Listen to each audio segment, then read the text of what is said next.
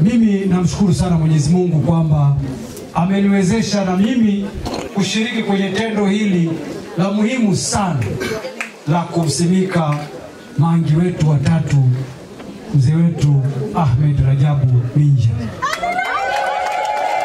Mheshimiwa rasmi, leo nimeshika fimbo na pengine hujawahi kuniona nimeshika fimbo, na huwa sishikishiki hii fimbo, naishika kwa nadra kwa sababu ni fimbo ambayo nilikabidhiwa mwezi Juni 2021 na hayati baba wa Mwanga mzee Cleopa David Msuya.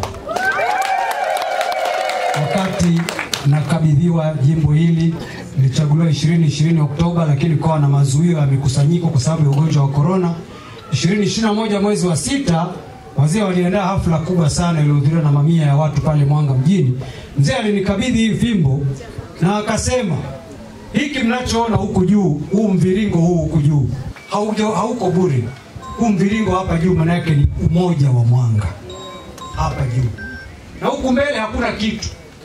Maana yake maendeleo, songa mbele. Kwa hiyo ishara ya baba wa Mwanga, umoja na maendeleo.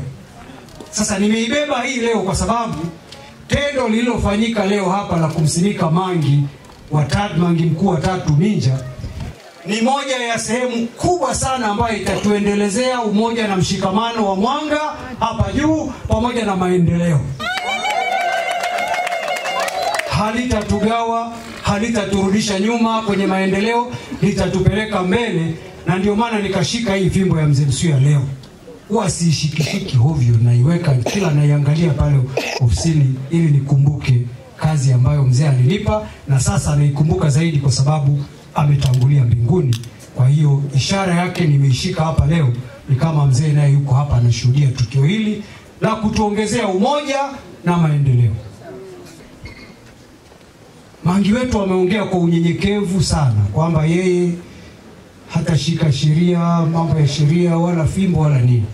Lakini nataka kusema ni kwamba kwa kifupi tu ni kwamba Mangi yeye kazi yake ni kusimamia zile sheria ambazo hazijaandikwa. Ukitaka kujua kwamba sheria ambayo haijaandikwa ina nguvu kuliko iliyoandikwa, kwa wale wazee mnakumbuka Mbiru. Mbiru si mnaikumbuka? Sasa Mbiru ilikuwa sheria ambayo haijaandikwa, watu walikuwa wanaitii kupeleka mazao, kupeleka utajiri wao kwa Mangi. Lakini mkoloni alipoingia akaiandika. Akasema sasa ni lazima watu wakataa. Si ndio? Ukatokea mgomo, Kiswahili cheleo wakufa mtu. Watu wakaandamana kwenda Same kwa DC, wakamfungia mle ndani. Hakuna kutoka humu ndani mpaka hii sheria yetu ambayo ilikuwa haijaandikwa waachane na kuiandika na kutuamrisha. Mpaka gavana akatoka Uingereza kuja kusuluhisha huo mgogoro na kumaliza. Someni kitabu cha Profesa Kimambo kinaitwa Mbiru a Non-Violent Resistance. Kipo kitabu kimeandikwa juu ya hilo. Sasa ndio uone tofauti ya sheria ambayo haijaandikwa ilivyo na nguvu. Kwa hiyo Mangi wetu atatusaidia kusimamia sheria zile ambazo hazijaandikwa. Serikali inatumia fedha nyingi sana kulinda mazingira.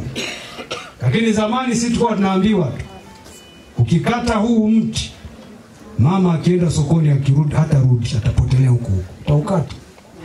Hizi sheria ambazo hazikuandikwa zilikuwa tu za kimila, ambazo hazijaandikwa zina nguvu kubwa sana. Kwa hiyo Mheshimiwa DC, wakikusumbua kutii zile sheria zilizoandikwa, wewe njoo kwa Mangi atatumia zile ambazo hazikuandikwa, habari inaisha, unaendelea na kazi ya Dr. Samia Suluhu Hassan. Na ndio maana rais wetu alipoingia madarakani alirudisha haya mambo ya machifu. Alijua kwamba ni kwa kiasi gani yana umuhimu katika kuendesha nchi.